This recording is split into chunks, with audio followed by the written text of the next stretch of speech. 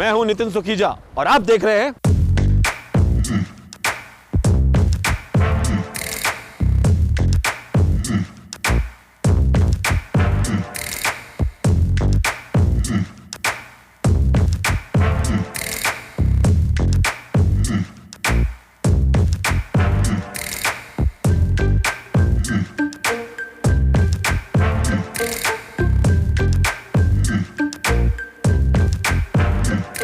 तुशाम्बो and चेम्बलिसो।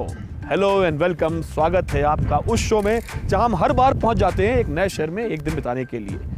भाई हम तो घुमक्कड़ किस्म के आदमी हैं और हमें पता है कि चलना ही जीवन है। तो आज हम पहुंच गए हैं उस जगह पर जहां पर हेलो एंड वेलकम के लिए बोला जाता है तुशाम्बो एंड चेम्बलिसो, जिसे land of the thunder dragon भी कहा जाता है, जहां पे सरकार का काम है ग्रॉस नेशनल हैप्पीनेस पर ध्यान देना, यानी कि लोगों की खुशी पर ध्यान देना। तो इस जन्नत में जहां सब लोग खुश हैं, इसे भूटान भी कहा जाता है और हम आज बिताएंगे एक दिन थिम्पू में।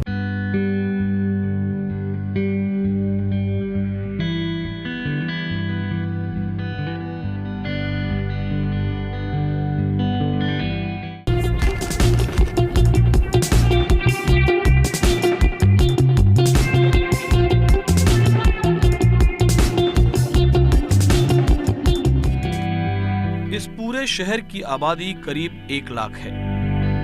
2.5 करोड़ की आबादी वाले दिल्ली शहर की किसी एक कॉलोनी से भी कम। लोग कम हैं लेकिन खुश हैं। थिम्पू में आधुनिकता और परंपरा का एक अद्भुत सामंजस्य देखने को मिलता है।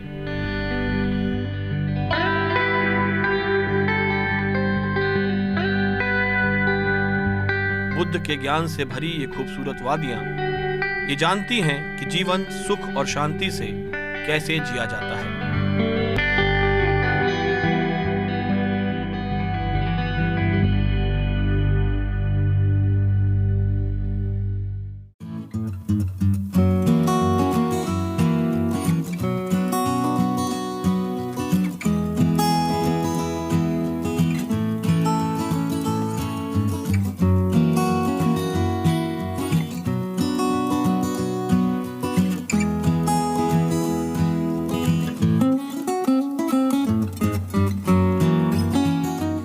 इंटरनेट की दुनिया की बात अगर माने तो थिम्पू में आपको नाश्ता करने के लिए इससे बढ़िया कोई जगह हो नहीं सकती है। इस जगह का नाम है एम्बिएंट कैफे और एम्बिएंट कैफे रिजल्ट है, नतीजा है जुनू के जुनून का।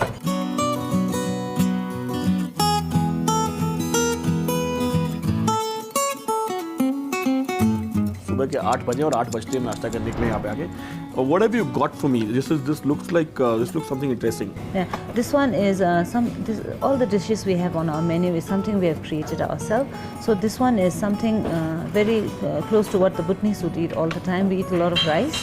Yeah. So this one is a porridge made out of oatmeal instead of the rice. So usually on every festival or every rituals at home, they'll have a porridge like this. So instead of the rice, we just replaced it with the oats and there is tofu and egg in it. तो इसमें ये oatmeal का porridge है, इसमें tofu है और अंडा भी डाला गया है और इसे इन्होंने अपने हाथों से बनाया है सुबह सुबह। तो what all have you put it in? So there is oats, egg, tofu, Szechuan pepper, salt, spring onion. I think that's it. That's about it. Okay, just looking at you coming at 8 in the morning, I've seen Bhutan, a lot of women entrepreneurs, women driving taxis, women working. How is the country, giving the opportunities to women here to work? Not only Bhutan now. I think I think everywhere women and men they're equal now.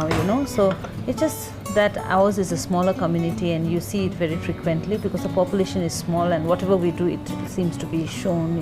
I see a lot of.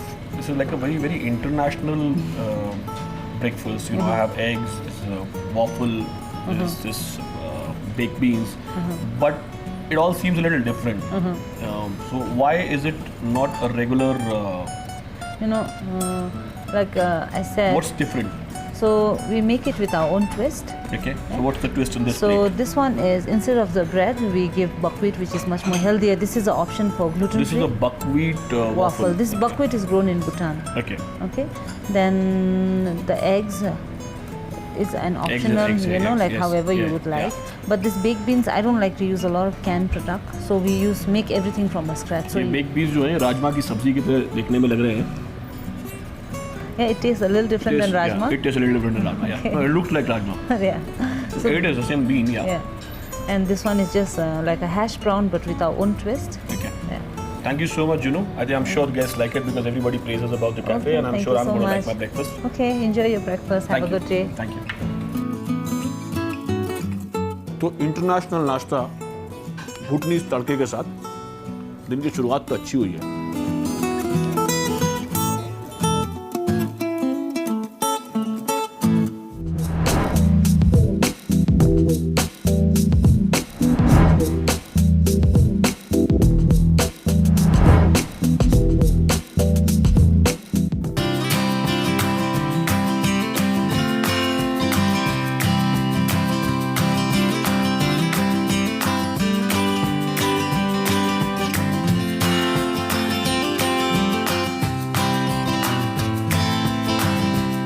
नकली है, असली अंदर मिलेगा.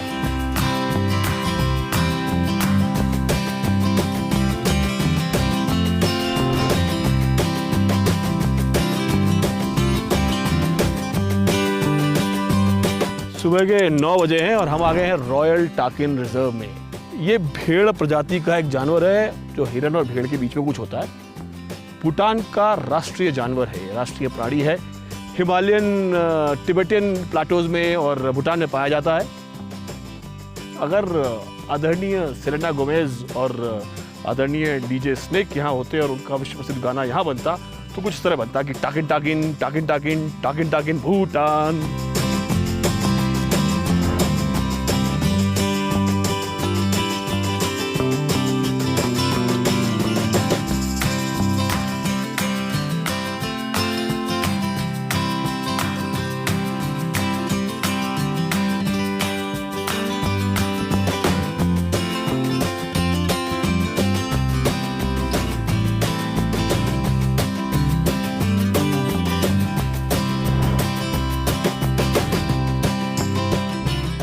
ये तशी Jong है, थिम्पू शहर का जोंग है. ये एक फोर्ट्रेस हुआ करता था, 16वीं शताब्दी का बना हुआ है.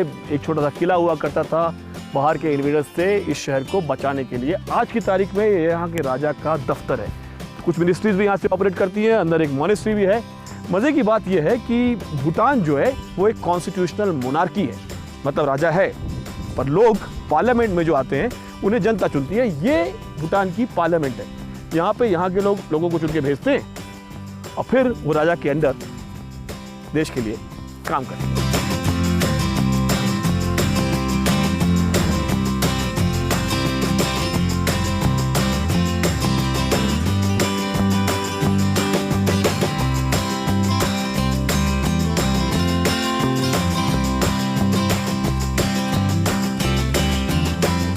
और फिर हम पहुंच गए सिंपली भूटान नाम की इस जगह पर. ट्रेडिशनल भूटानी कल्चर को जल्दी में समझने के लिए ये अच्छी जगह है. भूटानी रहन सहन, खाना पीना, तौर तरीके और मौज मस्ती का ये छोटा सा टूर बहुत कुछ बता देता है.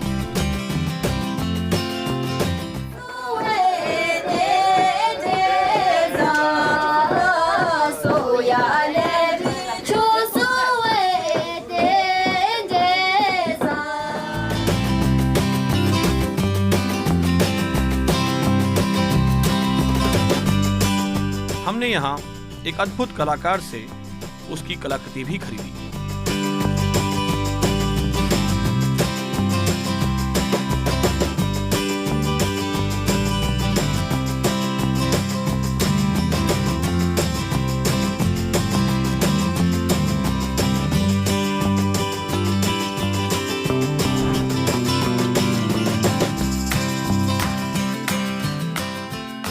बुद्ध की ये विशाल मूर्ति मानो जैसे थिम्पू शहर पर अपनी नजर और आशीर्वाद दोनों बनाए रखती है.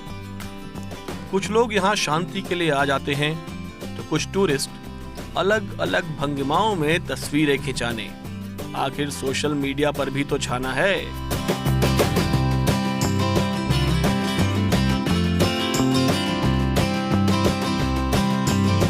बुद्ध के दर्शन के बाद हम निकल पड़े शहर से कुछ दूर धोचुला पास की तरफ। जब हम पहुंचे तो दोपहर होने को थी, लेकिन वहां मौसम कुछ बेईमान सा था।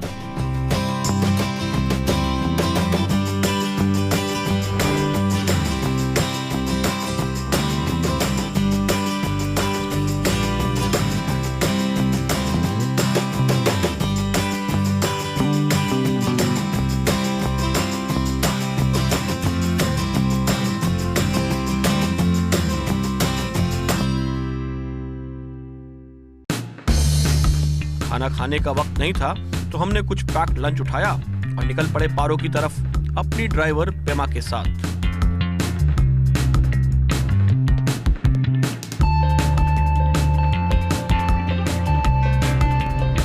और भूटान के बारे में कुछ खास बात अगर किसी को बताना हो तो क्या बोलेंगे कि भूटान के बारे में क्या कहना चाहिए? खुश देश है, हैप्पी देश है जी। हम लोग हैप्पी है क्योंकि हम लोग का किंग का वजह से है। किंग बहुत हम लोग को लुक आफ्टर कर रहा है जी।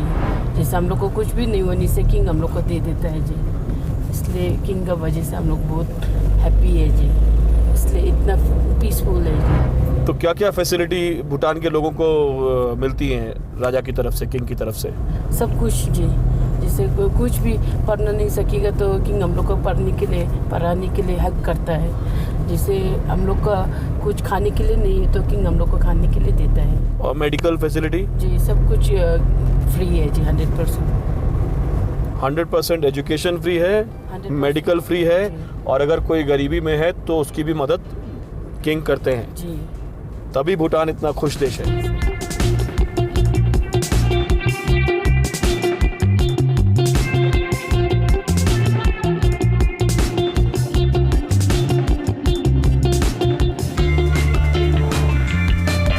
पारो मेरे हिसाब से भूटान का सबसे सुंदर इलाका है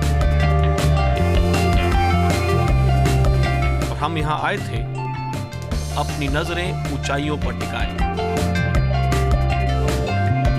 दोपहर के 1 बजे हम आ गए हैं सबसे इम्पोर्टेंट जगह पे, पारो शहर में टाइगर्स नेस्ट की चढ़ाई चढ़ने, और हम बिल्कुल तैयार हैं, फुल ऑफ एनर्जी। बहुत लंबी चढ़ाई है, लेकिन अगर जिंदगी में आगे जाना है तो चढ़ना तो पड़ेगा ही।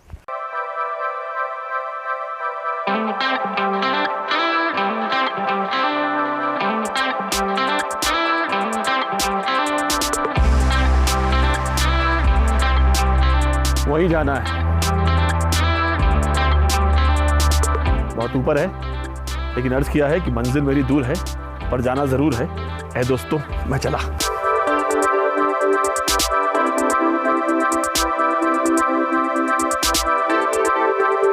रास्ता बहुत लंबा है, चढ़ाई बहुत ऊंची है, तो यूं ही कट जाएगा सफर साथ चलने से।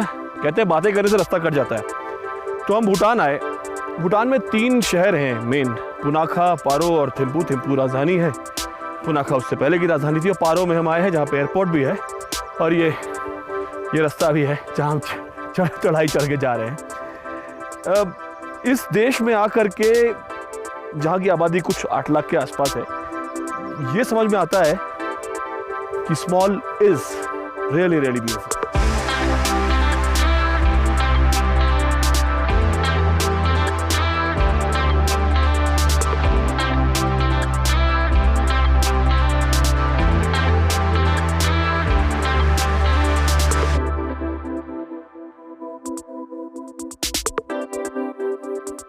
पहाड़ के मौसम का भी ना कुछ पता नहीं होता।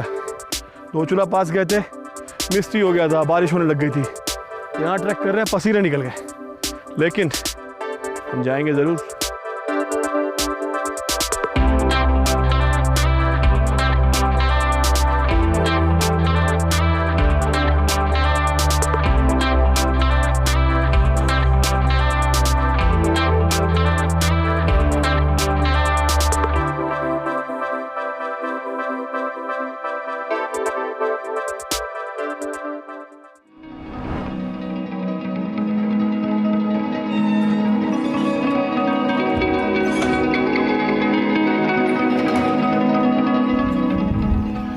बिल्कुल ऐसा लगता है कि पीछे से 2 परियां उड़ के आएंगी या 2 ड्रैगन उड़ के आएंगे। ये एक मिस्टिक लैंड टाइप की जगह है।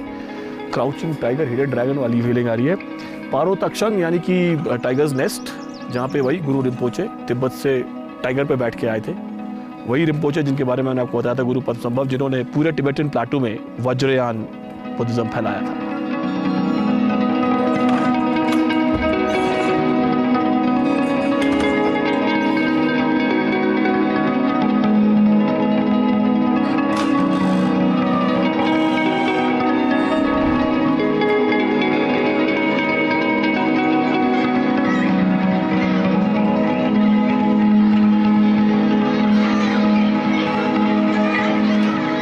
दुनिया में दो तरह के लोग होते हैं भाई। एक वो जो मेरी तरह फिट होते हैं।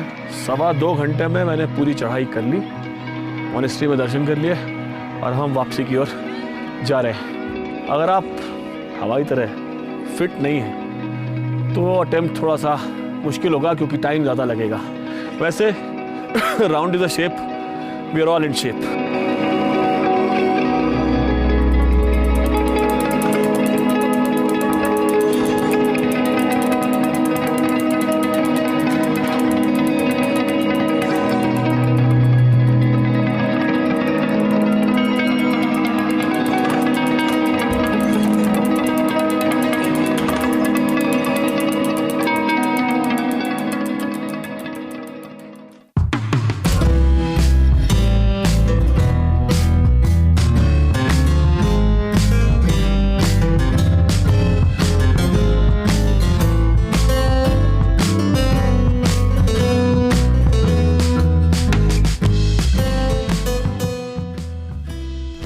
शाम को थिम्पू की चहल पहल देखते ही बनती है। टाइगर्स नेस्ट के ट्रैक के बाद हमने सोचा कि चलने के बजाय शांति से बैठकर नज़ारे देखना ही ज्यादा बेहतर है।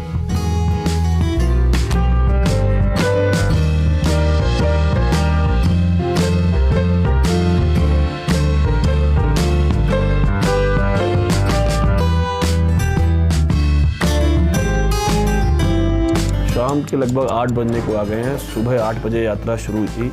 जब वो ट्रैक करने के बाद हालत ऐसी हो गई है कि क्या बताएं, बहुत थकान हो गई है। शाम को सर्दी भी बढ़ गई है यहाँ पे। तो हमने सोचा कि शाम जो है वो कुछ हेमादाची, शमुदाची, केवादाची और यशामारू के साथ बिताई जाए। कौन है ये हैं, देखिए इनसे मिलते हैं। ये है हेमादाची, ये है शमुदाची, ये है केवादाची, ये है यशामारू और ये है लाल भात।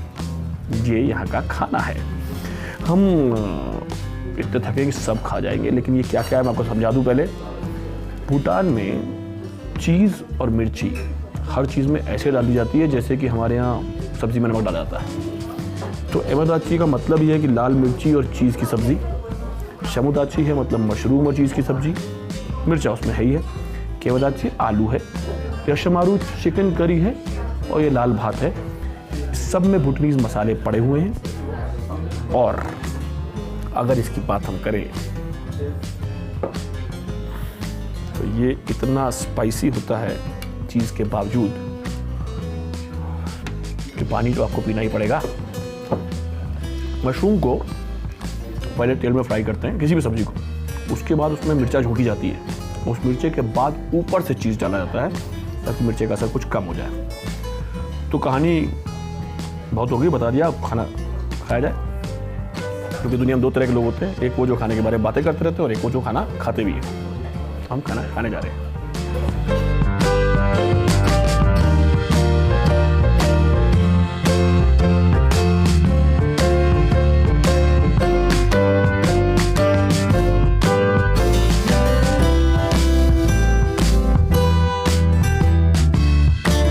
भूटान और उत्तर भारत में एक ही चीज कॉमन है, वो है पान, जिसे यहाँ बोलते हैं टोमा। पहले खाना और खाने के बाद टोमा और उसके बाद गुड नाइट।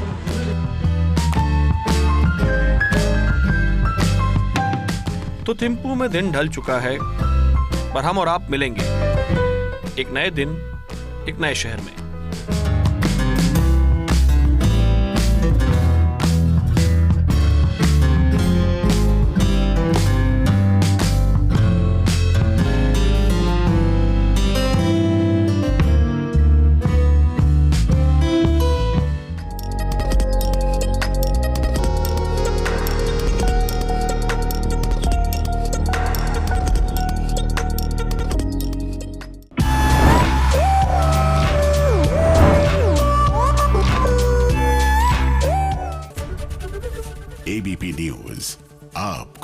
आगे।